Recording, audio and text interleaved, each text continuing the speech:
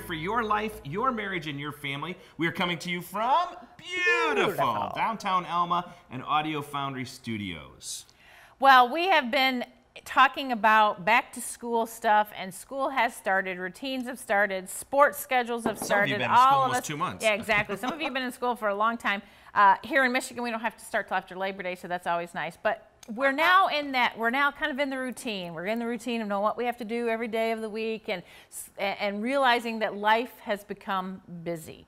And while summertime was kind of, ooh, nice, we had some free time, we could do stuff together as a family, now that sports have started and school started, routines have started, dances started, we're so busy we don't ever see each other. Well, this is where it's really important to work on a time. Where can we have family time in the midst of this busy time? Now, for your family, it may not be dinner. For us, it's dinner time. We all like different things for breakfast. We all get up at different times. We have different schedules in the morning.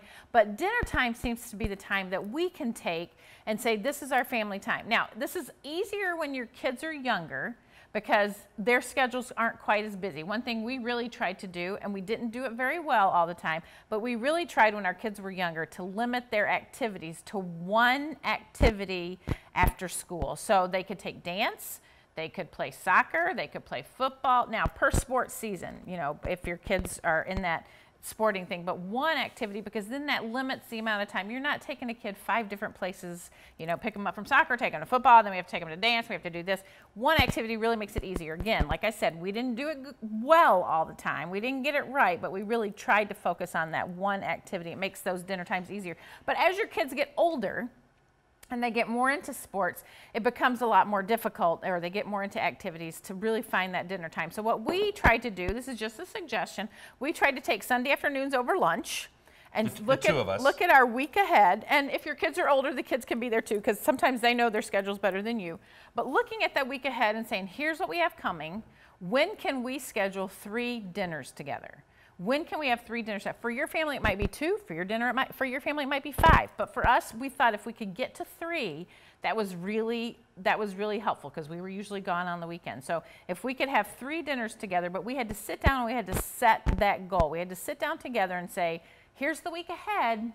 Because if you don't, you're going to get to Wednesday and you haven't had meals together, you haven't seen each other, and it's going to become really difficult to try and pull it in the middle of the week. So why is this important? Why is family time important? Whether it's first thing in the morning where you have devotions, dinner like we had, you've got to find time for the family to come together, even if it's only for 15 minutes, even if it's only for 20 minutes, to get that family time so that you build those relationships, so you have those memories, you have those times together. And like Laura said, when our kids were young, it was easy. It's dinner time.